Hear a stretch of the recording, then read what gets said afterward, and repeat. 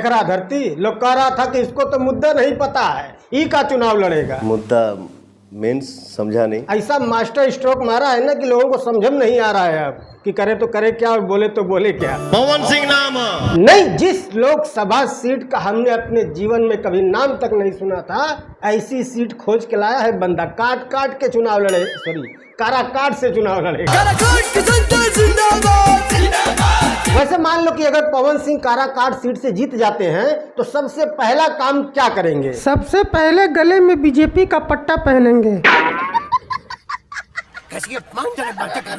नहीं देखो, मानो या मत मानो, बट सच यही है कि पवन सिंह चुनाव जीतने के बाद जो सबसे पहला काम करेंगे वो ये कि वो बीजेपी में शामिल होंगे। मानो या मत मानो, ये आपकी मर्जी है, बट होगा ऐसा ही, देख लेना। मैं लिख के देता हूँ भाई 11 साल का रिश्ता है भाई, इतना जल्दी नहीं टूट जाता है। और तुम ये मानो या मत मानो, ये मास्टर स्ट्रोक भी बीजेपी का ही है कि पवन सिंह को काराकाट सीट से चुनाव लड़ाना। बीजेपी के एनडीए गठबंधन से जो वहां पर प्रत्याशी हैं वो उपेंद्र कुशवाहा है, और उपेंद्र कुशवाहा अपनी ही पार्टी के सिंबल पर वहां से चुनाव लड़ेंगे, और बीजेपी यही नहीं चाहती है। काराकाट की सीट उपेंद्र कुशवाहा को देना बीजेपी के लिए मजबूरी है, देना नहीं चाहती है। लेकिन अगर नहीं देंगे तो बिहार में कुशवाहा समाज का भी एक बड़ा वोट बैंक है, वो नाराज होगा, फिर नुकसान बड़ा होगा। बस उसी नुकसान की भरपाई के लिए उपेंद्र कुशवाहा को वो सीट दिया गया है। बट वो सीट उपेंद्र कुशवाहा को देने से बीजेपी खुश बिल्कुल नहीं है, और हो ना हो पवन सिंह को उस सीट से उतारने का जो खेल है, ये खेल भी बीजेपी ने ही खेला है। इसी को पॉलिटिकल भाषा में कहते हैं कि सांप भी मर जाए और लाठी भी न टूटे। जोर जोर से बोल के लोगों को स्कीमें बता दे। मतलब ये कि पूरे बिहार में कुशवाहा समाज का वोट भी ले लेंगे और काराकाट की सीट भी ले लेंगे। पता है ना आप सबको। खैर ये सब कुछ तो तब होगा ना जब पवन सिंह जीत जाएंगे। पवन सिंह हार भी तो सकते हैं।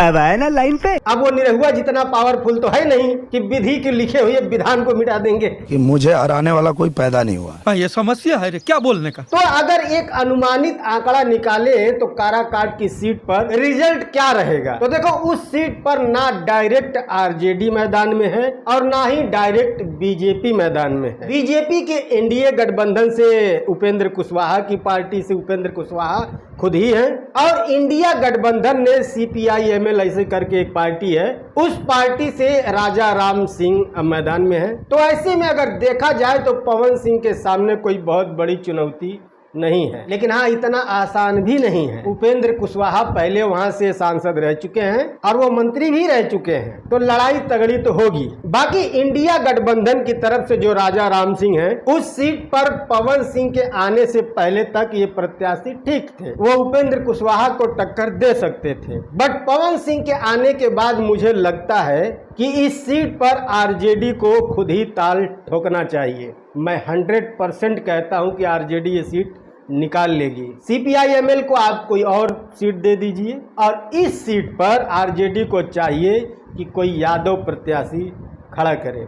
अब देखो, बुरा नहीं मानना, बट सच यही है कि बिहार में जाति देखकर ही वोट पड़ते हैं, और काराकाट सीट अगर देखा जाए तो वहां पर यादव बहुल्य है। सबसे ज्यादा वोट किसी का अगर है तो वो यादवों का है। तो ये सीट CPI-ML से वापस लेकर के आरजेडी अगर चाहे अपनी पार्टी से अपने सिंबल पर किसी यादव को खड़ा कर दे, मैं चैलेंज करता हूँ 100% वो जीत जाएगा। क्योंकि जैसे ही आरजेडी के सिंबल पर कोई यादव प्रत्याशी आएगा, जाहिर सी बात है वो सारे यादवों का वोट अपनी तरफ खींचेगा।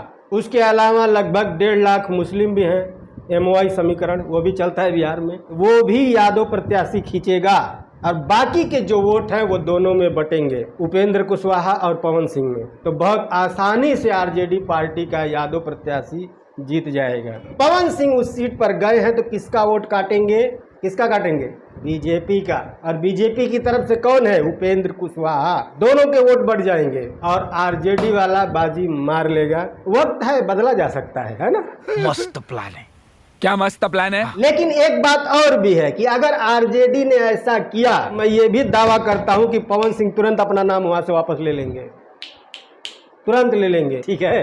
और जब पवन सिंह उस सीट से अपना नाम वापस ले लेंगे तो उपेंद्र कुशवाहा आसानी से जीत जाएंगे। अब बहुत सारे पवन सिंह के फैन ऐसे हैं जो सिर्फ उनके सिंगिंग कैरियर के फैन हैं, वो नहीं चाहते कि पवन सिंह पॉलिटिक्स में जाएं, क्योंकि उनको डर है कि पवन सिंह जब पॉलिटिक्स में जाएंगे फिर वो गाना गाना छोड़ देंगे, और ये डर लाजमी भी है। मैं भी पवन सिंह को एक सिंगर के रूप में ही पसंद करता हूँ, नेता के रूप में वो मुझे इत्तू सा भी पसंद नहीं आएंगे, चाहे वो जीत जाए या हार जाए वो तो उनकी किस्मत है। तो क्या उनका ये डर सही है? क्या पवन सिंह गाना गाना छोड़ देंगे या फिल्में बनाना छोड़ देंगे? तो देखो ऐसा है कि फिल्में तो वो नहीं छोड़ेंगे, क्योंकि पॉलिटिक्स में रह करके आप अपना पर्सनल जो काम है वो कर सकते हैं, उसको छोड़ने की जरूरत नहीं होती है। लेकिन एल्बम जो गीत है वो छोड़ना पड़ेगा, क्योंकि भोजपुरी के जो एल्बम गीत हैं उसकी गिनती बहुत अच्छे गानों में नहीं आती है, ठीक है ना।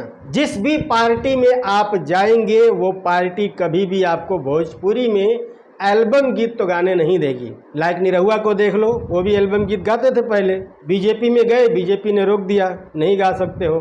मनोज तिवारी को देख लो, वो भी एल्बम गीत गाते थे, गए बीजेपी में, बीजेपी ने रोक दिया कि भैया एल्बम नहीं गा सकते हो। क्योंकि कोई भी पार्टी हो उसकी अपनी भी एक छवि होती है, उस पार्टी को अपनी छवि धूमिल होने से भी बचाना पड़ता है। अब ये लोग पार्टी में रह के साया चोली करेंगे तो फिर विपक्ष को निशाना साधना आसान हो जाएगा ना। तो कोई भी पार्टी ये मौका थोड़ी देना चाहेगी विपक्ष को, इसीलिए एल्बम गाने पर पार्टी रोक लगा देती है, भैया नहीं एल्बम नहीं गा सकते हो। सिर्फ वही काम कर सकते हो जो सेंसर्ड होता है, जो सेंसर पास करता है, यानी कि फिल्म बना सकते हो, फिल्मों में गीत गा सकते हो। जो सेंसर्ड नहीं है वो नहीं करने देगी कोई भी पार्टी।